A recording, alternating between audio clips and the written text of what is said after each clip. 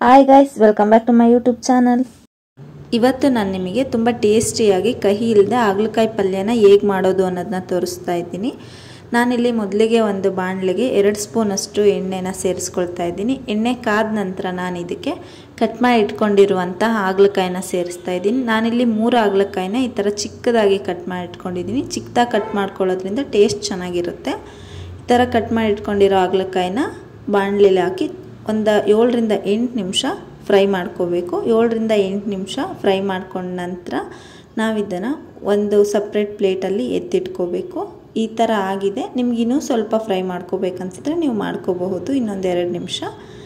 ಈಗ ಅದೇ ಬಾಣಲೆಗೆ ಮತ್ತೆ 2 ಸ್ಪೂನಷ್ಟು ಎಣ್ಣೆ ಸೇರಿಸಿ 2 ಕಟ್ ಮಾಡಿ ಇಟ್ಕೊಂಡಿರುವಂಥ ಈರುಳ್ಳಿನ ಹಾಕ್ಕೊಂಡು ಫ್ರೈ ಮಾಡ್ಕೊಳ್ತಾ ಇದ್ದೀನಿ. ಈರುಳ್ಳಿ ಸ್ವಲ್ಪ ಫ್ರೈ ಆದ ನಂತರ ನಾನು ಇದಕ್ಕೆ 1 ಕಟ್ ಮಾಡಿ ಇಟ್ಕೊಂಡಿರೋ ಟೊಮೊಟೊನ ಸೇರಿಸ್ತಾ ಇದ್ದೀನಿ. ಟೊಮೊಟೊ ಸೇರಿಸೋದ್ರಿಂದ ಟೇಸ್ಟ್ ಚೆನ್ನಾಗಿರುತ್ತೆ. ಹಾಗಾಗಿ 1 ಚಿಕ್ಕ ಟೊಮೊಟೊನ ಸೇರಿಸ್ಕೊಳ್ತಾ ಇದ್ದೀನಿ.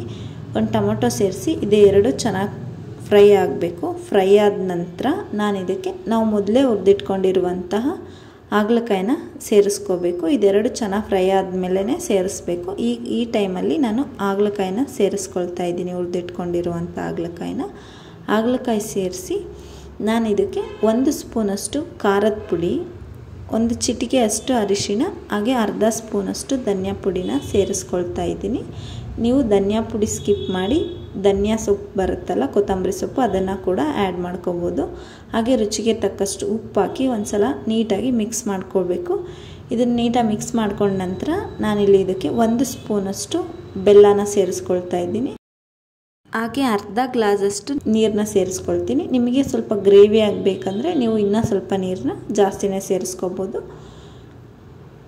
ನೀರು ಮತ್ತು ಬೆಲ್ಲ ಹಾಕಿದ ನಂತರ ನಾನು ಇದನ್ನ ಒಂದು ಸಲ ನೀಟಾಗಿ ಮಿಕ್ಸ್ ಮಾಡಿ ಲಿಡ್ ಕ್ಲೋಸ್ ಮಾಡಿ ಒಂದು 5 ನಿಮಿಷ ಮತ್ತೆ ನೀಟಾಗಿ ಇದನ್ನು ಬೇಯಿಸ್ಕೊಳ್ತೀನಿ. ಒಂದು 5 ನಿಮಿಷ ಆದಮೇಲೆ ಈ ಥರ ನೀಟಾಗಿ ಬೆಂದಿರುತ್ತೆ. ಹಾಗೆ ಅದರಲ್ಲಿರೋ ನೀರಿನ ಅಂಶ ಎಲ್ಲ ಹೋಗೋವರೆಗೂ ಇನ್ನೊಂದು 2 ನಿಮಿಷ ಈ ಥರ ಮಿಕ್ಸ್ ಮಾಡಿ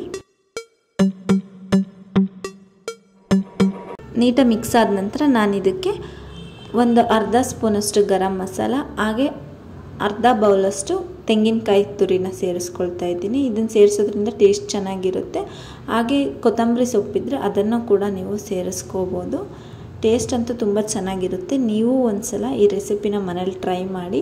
ಹಾಗೆ ನೀವು ಚಪಾತಿ ಜೊತೆ, ಪೂರಿ ಜೊತೆ, ದೋಸೆ ಜೊತೆ ಯಾವುದ್ರ ಜೊತೆ ಬೇಕಾದರೂ ತಿನ್ಬೋದು. ಕಹಿ ಅಂತ ಅನಿಸೋದಿಲ್ಲ. ಈ ಥರ ಒಂದು ಸಲ ನೀಟಾಗಿ ಮಿಕ್ಸ್ ಮಾಡಿದರೆ ನಿಮಗೆ ಹಾಗಲಕಾಯಿ ಪಲ್ಯ ರೆಡಿ ಆಗುತ್ತೆ. ಹಾಗೆ ಯಾರು ನಮ್ಮ ಚಾನಲ್ನ ಸಬ್ಸ್ಕ್ರೈಬ್ ಮಾಡದೆ ನೋಡ್ತಾ ಇದ್ದರೆ ದಯವಿಟ್ಟು ಸಬ್ಸ್ಕ್ರೈಬ್ ಮಾಡ್ಕೊಳ್ಳಿ. ಹಾಗೆ ಈ ವಿಡಿಯೋ ಇಷ್ಟ ಆಗಿದ್ದರೆ ಲೈಕ್ ಮಾಡಿ, ಕಮೆಂಟ್ ಮಾಡಿ, ಶೇರ್ ಮಾಡಿ. ಸಬ್ಸ್ಕ್ರೈಬ್ ಮಾಡೋದನ್ನ ಮರಿಬೇಡಿ.